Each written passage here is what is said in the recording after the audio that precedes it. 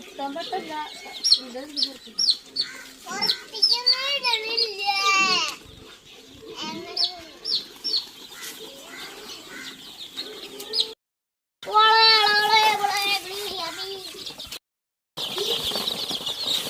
എന്നിട്ടാ അതിലിടണ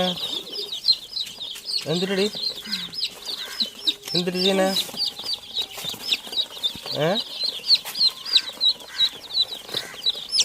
എന്തിനടി എന്നിട്ട് അപ്പം എന്തിന്റെ പ്രശ്നം എനിക്ക്